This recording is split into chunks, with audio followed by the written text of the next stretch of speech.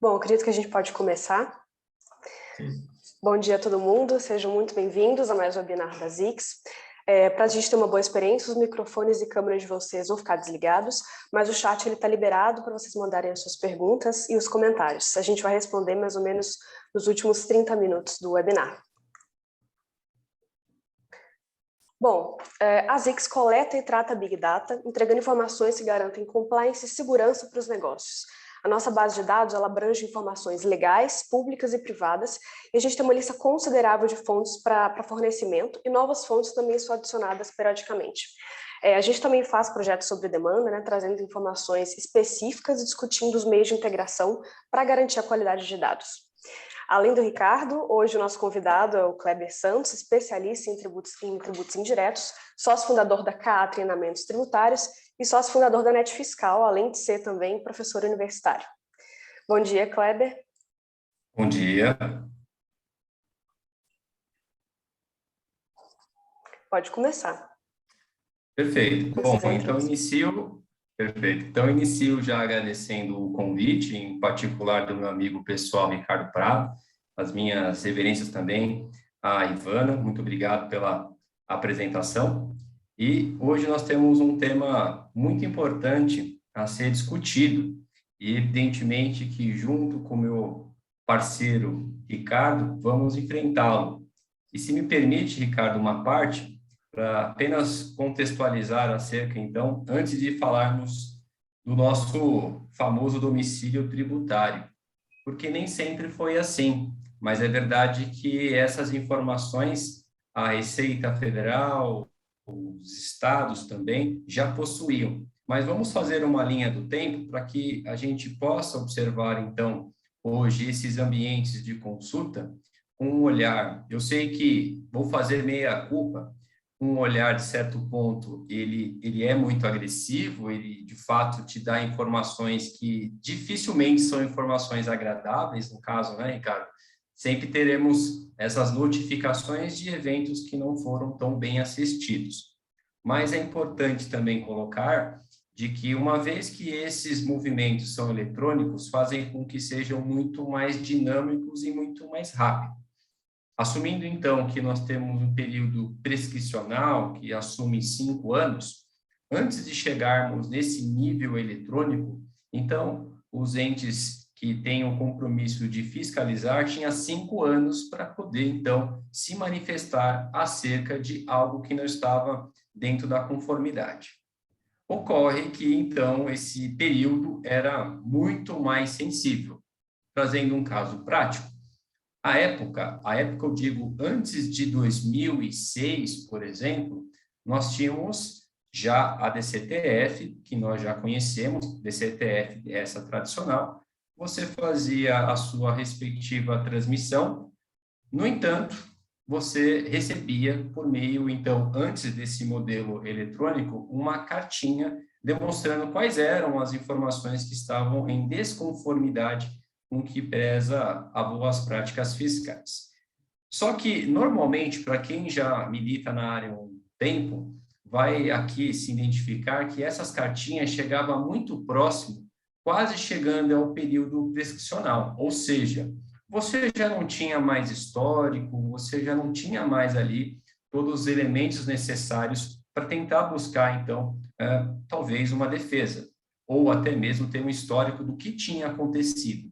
Então, essa cartinha chegava quase ao fim desse período prescricional. Dado essa pequena contextualização, nós chegamos no modelo eletrônico. E, nessas circunstâncias, nós percebemos que, então, a dinâmica disso é muito rápida. Então, hoje nós temos um ambiente ECAC, hoje eu digo desde meados de 2006, onde o objetivo deste ambiente ECAC, ele teve, então, o seu desejo de munir os contribuintes de modo que ele consiga antecipar os fatos. Perceba, o fisco, em regra geral, e isso me parece, sob o ponto de vista de demonstrações de dados, é o que ele está tentando fazer, visto, por exemplo, no plano anual do governo, assim assumido ele o ministro Paulo Guedes, à frente da pasta do Ministério da Economia, ele já vem dando sinais já há certo tempo, por meio, então, dessas publicações em meio de plano anual, que o objetivo do governo é notificar. Porque ele percebe, se ele não notifica, se ele não acompanha como que vai sendo discutido esse trânsito de dados, o contribuinte ele não vai tomar as devidas providências, porque nesse meio tempo, você vai ter contribuintes esses que têm uma característica fraudulenta, aquele que, de forma proposital, ele já faz movimentos que não seguem as boas práticas fiscais, quando existem contribuintes que acabam praticando alguma inconformidade sem ele mesmo saber.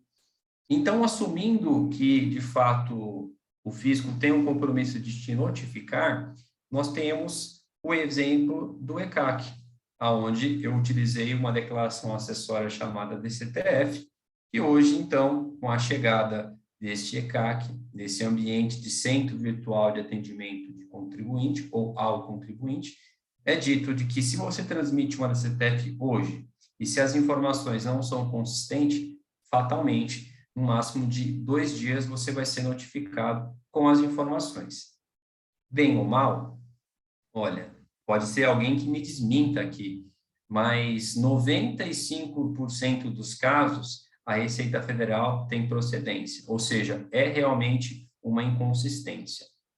E outro ponto que eu acho muito interessante ainda dentro do universo do ECAC é que você tem a opção, então, além de acessar dentro do portal, você tem também como colocar alguns telefones por meio de SMS, para que assim você receba as informações que julgar que precisa saber.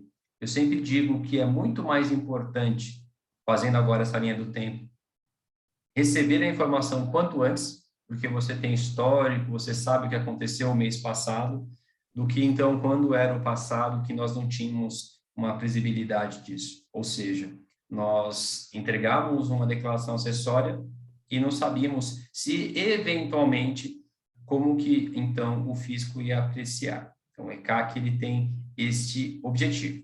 E na medida que o ECAC ele foi ganhando corpo, evidente que ele começou a ter outros desejos. Então, o ECAC, além de você consultar a vida econômica da empresa, ao que se preza as notificações por meio, então, do ambiente de caixa postal, ele também tem um ambiente que me parece muito razoável, e aqui fica um ponto que eu acho que os colegas, evidentemente, fazem, e eu acho que se não fazem, deveriam, é em relação a você fazer as consultas dos pagamentos. Então, nós temos as relações dos DARFs que foram pagos. É muito comum, antes de você entregar uma declaração acessória, a exemplo da DCTF, por exemplo, que é munida de todos os pagamentos que a empresa se faz por meio de DARFs, aonde, antes de começar, é importante checar que houve um fato gerador e que também houve o pagamento.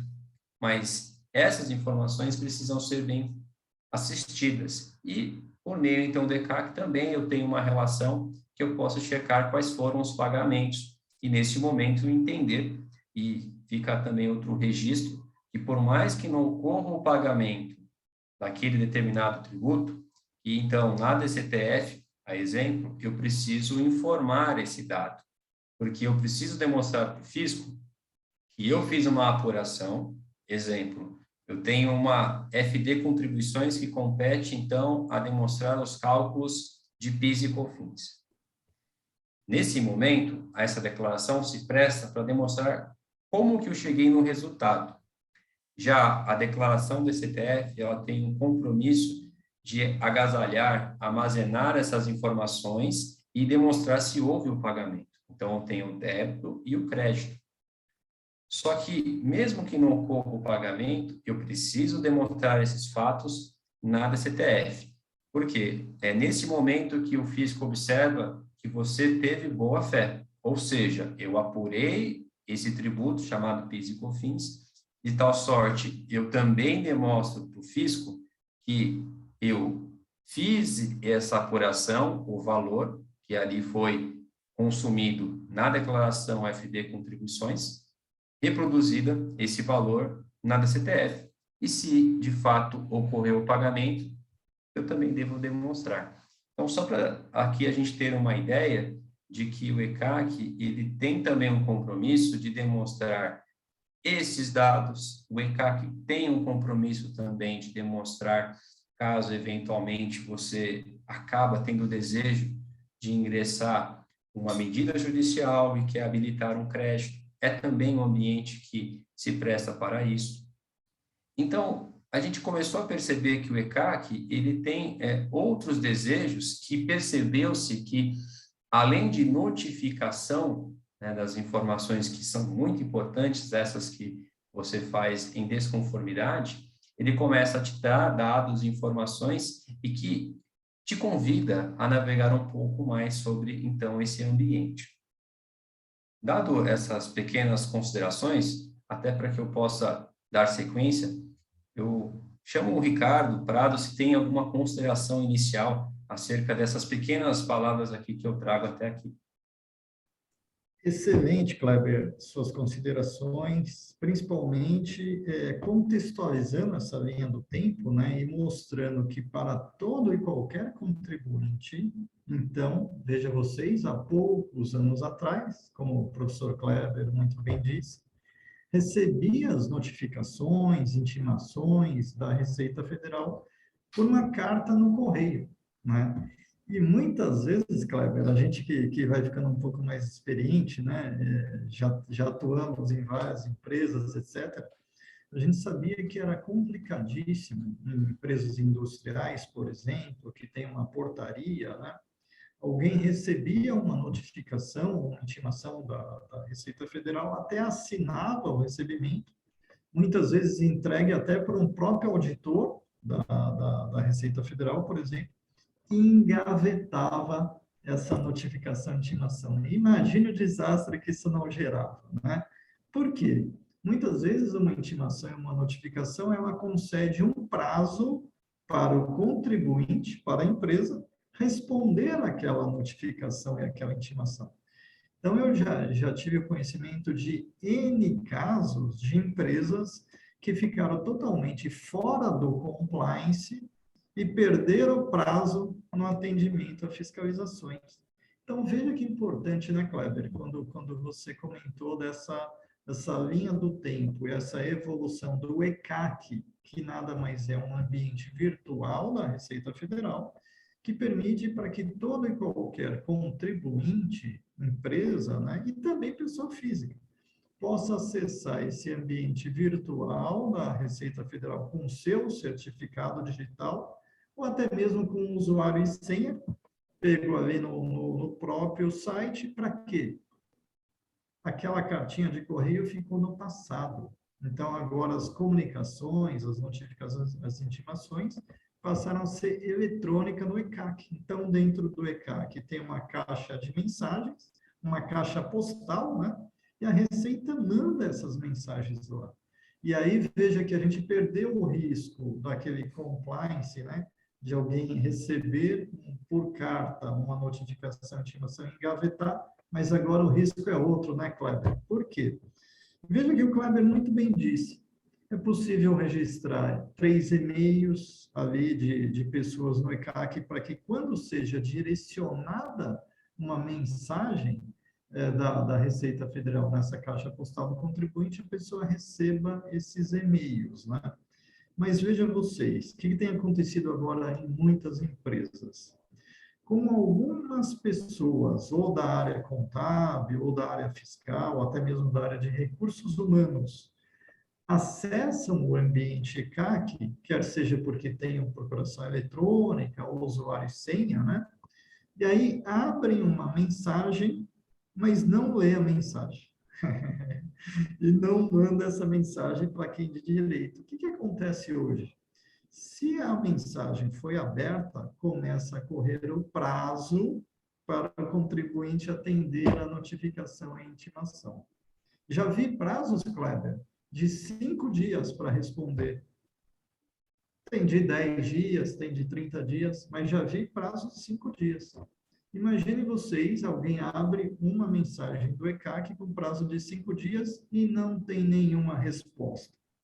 O que vai acontecer para o contribuinte? Então, o que a gente quer contextualizar é que essa relação fisco-contribuinte com o domicílio tributário eletrônico, quer seja na Receita Federal, no ECAC, ou nas secretarias de fazendas estaduais, né, as 27, tendo esse domicílio tributário eletrônico, já traz essa importância de fazer um monitoramento no ECAC, nessas mensagens automáticas encaminhadas pelos fiscos, e mais do que isso, não é só abrir a mensagem, não ler. Abrir a mensagem, ler a mensagem, entender e tomar as providências que precisam ser tomadas, né? E aí, Kleber, a gente já pode fazer um link o seguinte, né? O quão é importante, aí a gente faz aquela pergunta, será que tem um procedimento criado dentro das empresas para fazer esse monitoramento e acompanhamento? Será que realmente as pessoas estão vendo essas mensagens, estão analisando e respondendo em tempo hábil? E só mais um dado para a gente fazer um ping-pong e passar para você aqui de novo, né, Kleber? 95% das empresas do Brasil são optantes pelo Simples Nacional. E aí, as empresas do Simples Nacional, elas são obrigadas ao domicílio tributário eletrônico do ECAC. Veja que coisa, né? O domicílio tributário eletrônico, ele pode ser uma opção da empresa. A empresa que está no lucro presumido e no lucro real, ela pode optar ou não por fazer o monitoramento e acompanhamento via domicílio tributário eletrônico da Receita Federal. Agora, as empresas do Simples Nacional, por estarem nesse sistema de tributação, automaticamente já estão no Simples Nacional. 95% das empresas do Brasil. E aí, Kleber, se não acompanha e não monitora, imagine o que pode acontecer, né? Você faz um paralelo sensacional. E ainda um passo atrás, eu volto naquela questão onde você citou que o auditor fiscal, em regra, antes de chegarmos nesse modelo eletrônico, esse domicílio, era comum o auditor ir até a portaria de uma grande indústria e tinha também, meu caro Ricardo, um risco da integridade física, porque vamos assumir que ele não é uma figura benquista dentro de qualquer unidade. Então, também tinha um risco, talvez, daquele sujeito, talvez, de certa forma, pegar aquela situação e rasgar, e assim falar que não entregou, que aquilo não aconteceu. Então, acredito também que um dos caminhos mais adequados e preservando a integridade física dos auditores é que essas informações devem ser sidas e conduzidas de forma eletrônica, porque também você conseguiu resolver um grande problema de várias formas, né, Ricardo? Porque você imagina que, assim, tem a figura que poderia você ter o risco da sua integridade física, tinha a figura que também sofria abusos sob o ponto de vista de propina, por que não? Muitas vezes poderiam ele dizer que a empresa tinha tanto tempo para tentar resolver aquele problema, então o fiscal, empresa, fazia um relacionamento, um conluio, e com isso desaparecia aquela notificação. E com esse sentido, o fisco que tem o objetivo de fiscalizar e acompanhar, ele acabava perdendo uma fatia muito importante dos resultados, assumindo então que o objetivo da tributação, que é o primeiro passo, é a tributação de compete os tributos e, sequencialmente, as obrigações acessórias. Mas se eu não consigo monitorar, acompanhar adequadamente, o fisco percebeu que estava perdendo uma grande fatia de toda essa arrecadação. Então, por esse motivo, precisou-se buscar caminhos mais adequados e por isso que chegou nesse modelo eletrônico. E outro ponto que também você cita que é muito importante, que esse ambiente, esse domicílio, ele acabou sendo inicialmente acessado pela área fiscal, A área contábil também acessava, mas eu penso que a área fiscal tinha um trânsito muito mais comum com o ECAC. No entanto, outras áreas começaram também a ter acesso. Você suscitou aqui o departamento pessoal, visto que hoje, então, ele tem um compromisso de entregar o famoso e-social, que sequencialmente se dá a sua reprodução desses impostos a recolher, que são os encargos trabalhistas, por meio da DCTF Web, que é transmitida dentro do próprio ECAC. Só que a DCTF, ela também passeia com informações que são assistidas pelo REINF. Ou seja, hoje o ECAC pode pessoas acessarem essas: departamento pessoal, contabilidade, departamento fiscal e, a depender, até um departamento paralegal. O que quer dizer isso? Quanto mais pessoas entram dentro de um ambiente e, eventualmente, verifica que tem, como, por exemplo, aqui no bate-papo, vamos imaginar que eu sou um cara curioso e eu quero, por exemplo, estar apontando que tem uma pergunta. Se eu chegar e observar essa pergunta, automaticamente, em tese, eu teria que respondê-la. A mesma coisa quando eu observo dentro do portal, da caixinha, que tem uma pergunta. Eu só tive uma pequena curiosidade, e essa pequena curiosidade de você simplesmente abrir e não tomar as devidas providências são as questões mais sensíveis também que eu acabo também fazendo esse paralelo. E fechando aqui, para a gente poder dar sequência nos próximos assuntos, o Ricardo traz um dado que é verdade, acerca das empresas do Simples Nacional. Dado esse que 95% do mercado estão dentro desse regime tributário. No entanto, fica aqui o registro.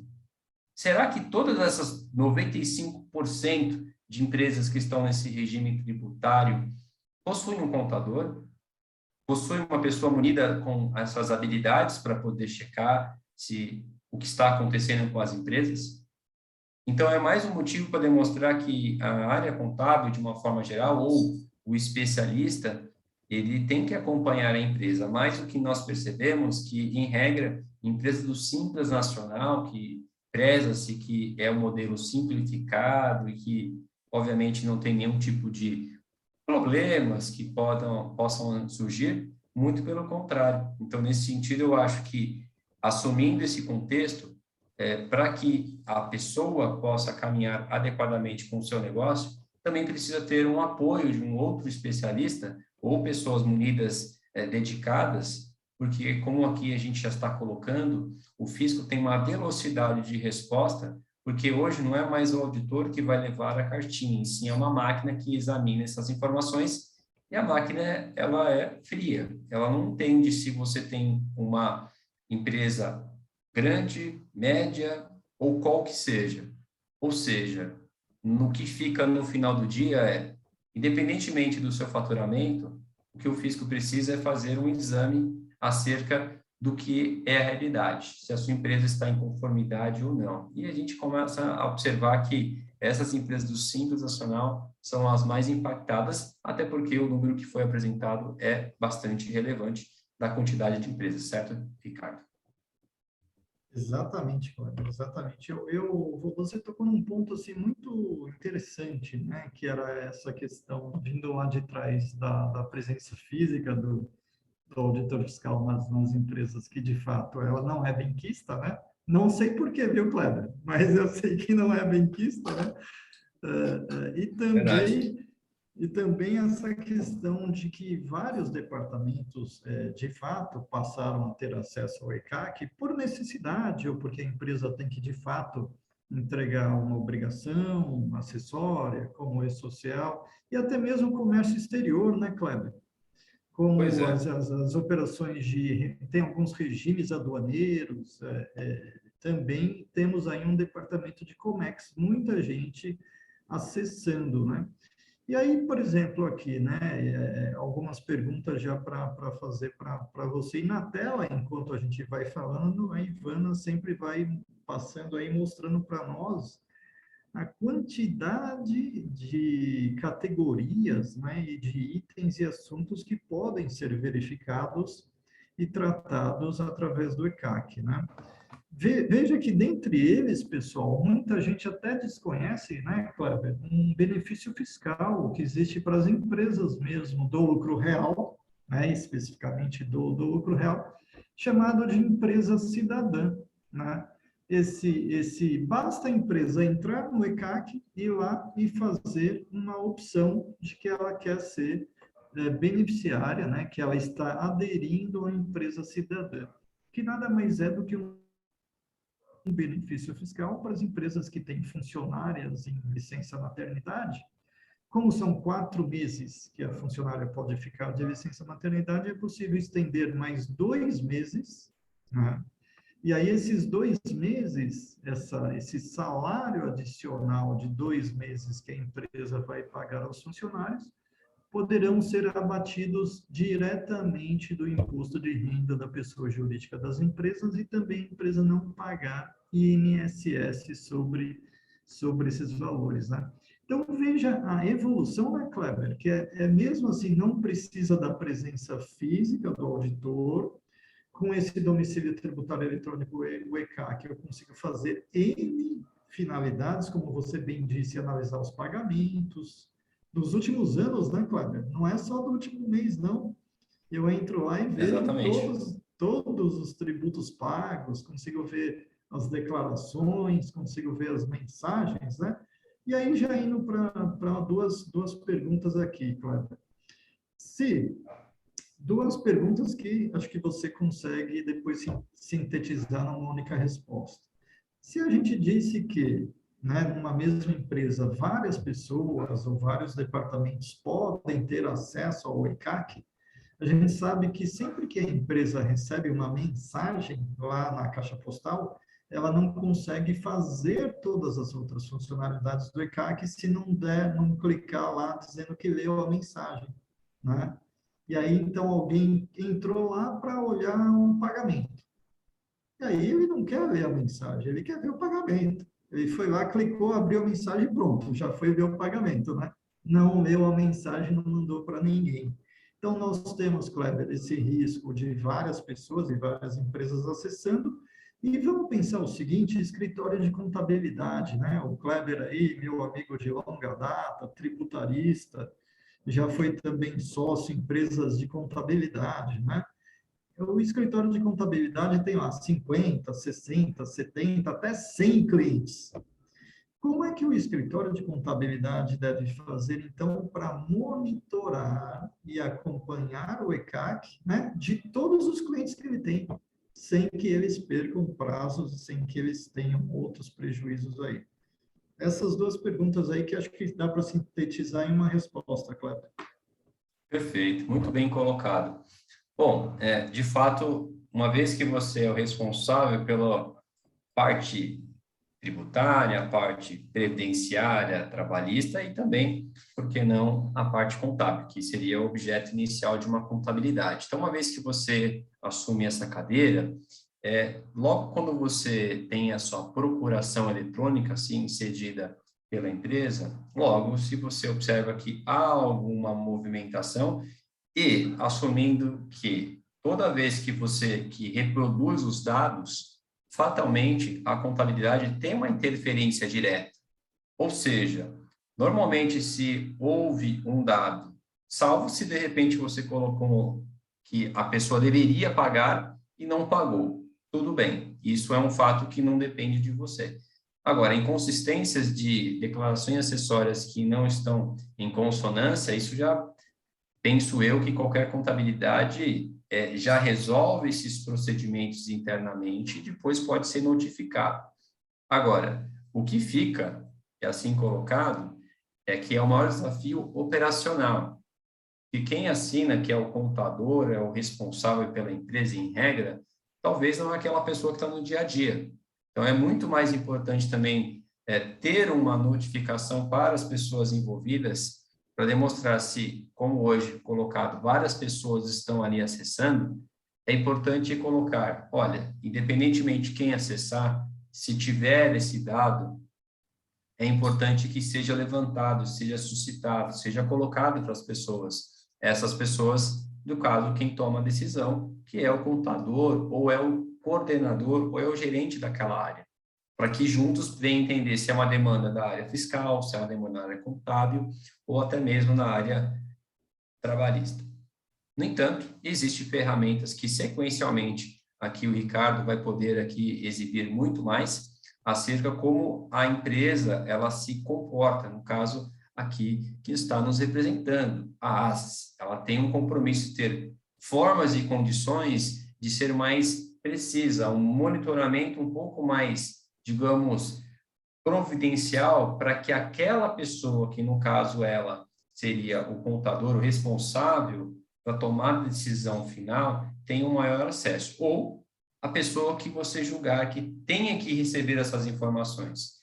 Porque também, Ricardo, é verdade dizer que se você da área fiscal, por exemplo, ver uma notificação e se você quiser você mesmo resolver o problema e já tirar isso da frente, se aquele contador ou a pessoa responsável não tiver acesso ou não tiver o desejo de ter aquela informação, talvez nem saberia.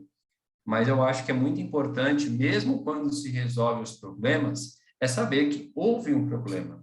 É importante você resolver o problema, não estou tirando a sua autonomia, mas é também necessário que, após a resolução do problema, que isso seja colocado. Porque, veja, se acontecer de novo o mesmo problema, alguma coisa está errada. Resolver problemas é uma coisa positiva, ainda mais quando é rápido.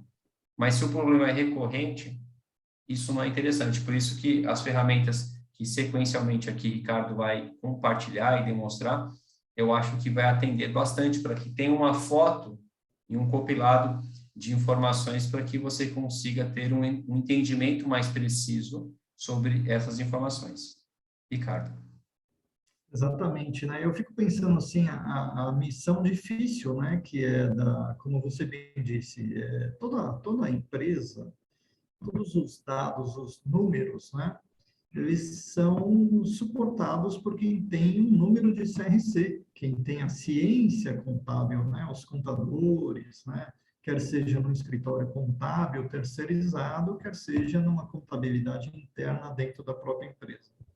Por mais que a gente tenha várias áreas, fiscal, contábil, tributário, departamento de recursos humanos, uma área de comércio exterior, no final do dia, quem é o responsável por todos os dados contábeis, ali mesmo até a ECD, né?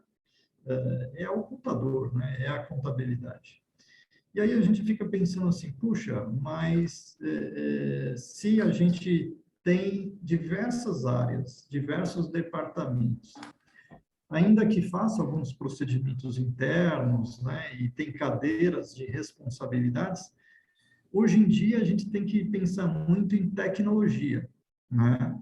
E aí a gente fica assim, puxa, a gente tem um fisco federal, 27 fiscos estaduais, 5.000, se eu errar, vocês vão me perdoar, né, Kleber? 5.750 prefeituras municipais, tá? Se eu errei, não é muito diferente disso, não. E como fazer, então, para a gente monitorar e acompanhar todos esses fiscos, né, e todos esses domicílios tributários eletrônicos? Se a gente pega só a Receita Federal e as 27 unidades da federação, já é difícil, né? A gente tem empresas que têm estabelecimentos e filiais nos 27 estados.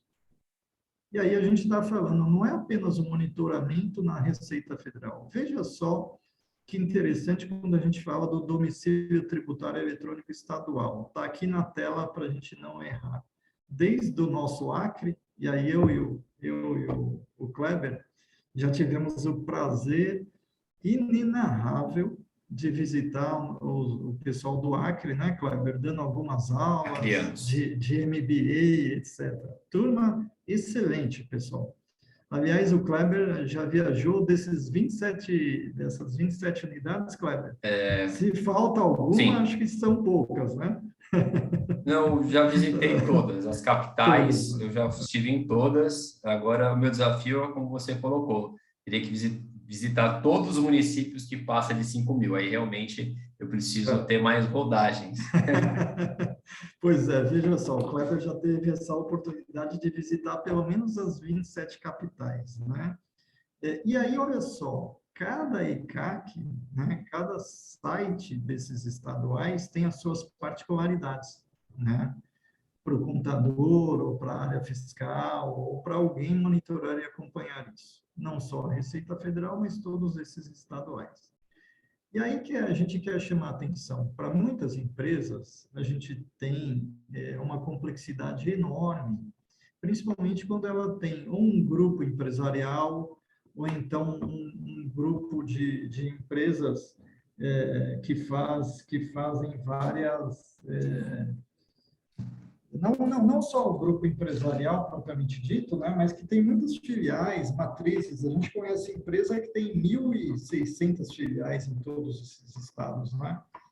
Ou seja, se o próprio governo investiu em tecnologia, as empresas precisam investir em tecnologia. Quando a gente fala de fazer o monitoramento de DTE e CACs, a gente está dizendo que a gente precisa de uma solução tecnológica que seja ágil, simples, e eu falando de tecnologia, me permitem que eu vou ligar aqui na tomada, senão vai acabar a bateria do meu notebook, mas eu estou dizendo aqui, tá?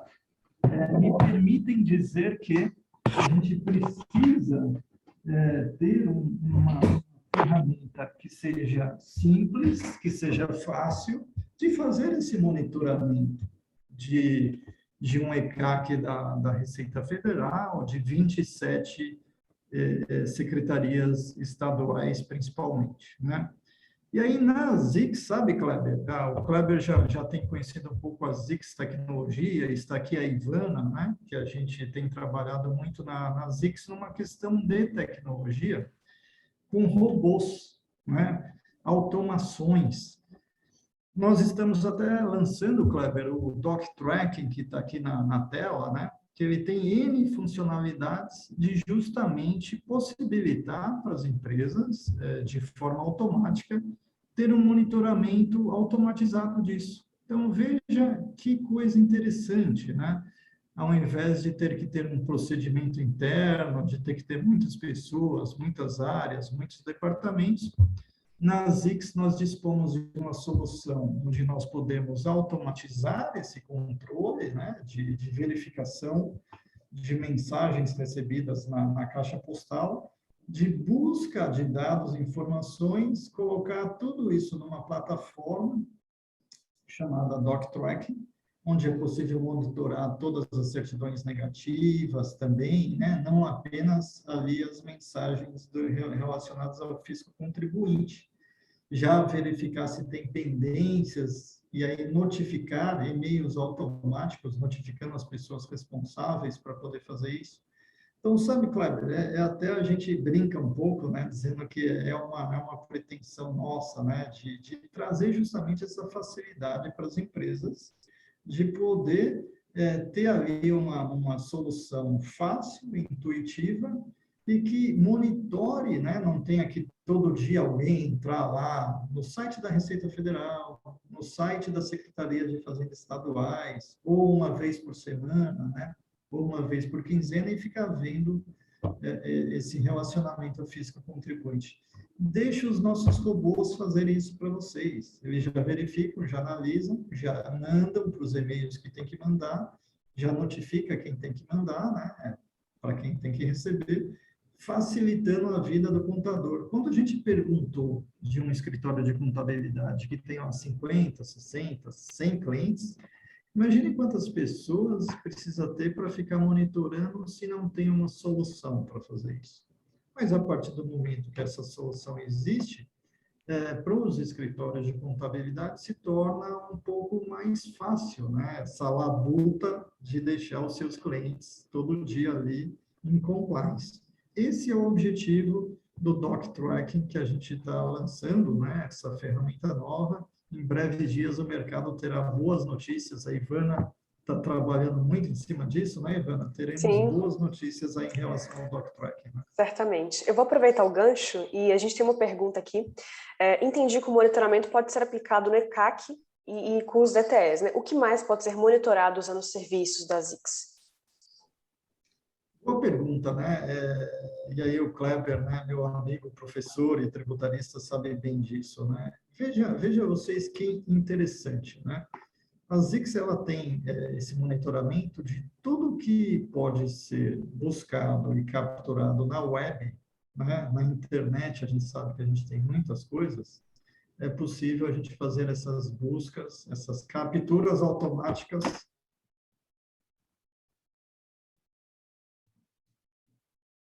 Acho que o Ricardo caiu a conexão dele, mas a gente pode ir continuando. Pois é. Bom, estava falando sobre o detalhamento da sua ferramenta, né? Acredito Sim. que seria mais apropriado o Ricardo continuar. querido Ricardo Sim. dar continuidade. Ok. Mas o que eu posso antecipar enquanto ele está aqui acessando novamente é sobre os efeitos práticos que, de fato, me parece que a ferramenta ela tem uma capacidade muito importante. Nós suscitamos que são 27 unidades federativas. Sem uma ferramenta, você precisa acessar 27 estados. E que, a depender, e é muito comum, né, dentro de um escritório de contabilidade ou até mesmo dentro de uma consultoria, você está numa região, por exemplo, eu estou na região de São Paulo, capital, mas nada me impede, como também de fato acontece, eu trabalhar com outras regiões, ou seja, com outros estados, fazendo com que, evidentemente, que o nosso trabalho se torne mais complicado, do ponto de vista até da geografia, mas nada que isso não seja possível. Ocorre que quando eu tenho um ambiente único e exclusivo, para que assim eu consiga ter uma informação mais consolidada dos fatos, isso com certeza me parece muito atraente. Porque toda a questão ligada, como foi colocada, a uma certidão negativa, uma empresa que ela não está em compliance ou que ela não se presta para cumprir o papel como contribuinte, faz com que, evidentemente, isso eu estou observando que o mercado vem se comportando dessa forma, que ela acaba não se relacionando mais com elas. Por exemplo, em São Paulo, capital, nós temos, não capital, mas estado, por assim dizer, que temos a lei dos conformes. A lei dos conformes se presta justamente para qualificar, então, aquele contribuinte / estabelecimento, fazendo com que seja de A mais ou E. E uma das circunstâncias que são determinadas essas questões de nota é justamente uma das questões voltadas se ele é um contribuinte que paga os seus tributos, ou como ele é um contribuinte contumaz. Então, uma vez que tem essa característica de ser um mal pagador, a nota dele também acaba sendo prejudicada, fazendo com que isso, evidentemente, sob o ponto de vista de negócio, não seja algo que o empresário busque. Então, eu acho que toda vez que você vai demonstrar para os seus clientes que existe uma pendência de pagamento, e nós suscitamos aqui também, inicialmente, que 95% das empresas que nós temos no Brasil são simples nacional, e um dado importante, nós estamos chegando ao final do ano calendário. E uma das prerrogativas necessárias para que você consiga permanecer no regime do Simples Nacional, Ivana, Ricardo e amigos, de fato, eu preciso ter os pagamentos, eu não posso ter débitos. E será que quando eu tenho uma informação de que eu tenho uma certidão negativa que não está saindo, e vamos imaginar que você tem o Simples Nacional das empresas que você atende de diversos estados diferentes, será que os seus clientes estão sendo notificados em tempo? Para que assim demonstre que, eventualmente, se ele não pagar esses tributos ou não buscar um parcelamento, ou quaisquer que sejam ali a solução, ele pode ser desenquadrado. Então, você pode ter, olha só como que pode ser danoso quando você não tem os seus pagamentos de forma a rigor. Você pode ser desenquadrado, por exemplo, do Simples Nacional, você pode perder um cliente que você está capturando, porque ele vai tirar uma certidão negativa ou vai pedir e você não consegue.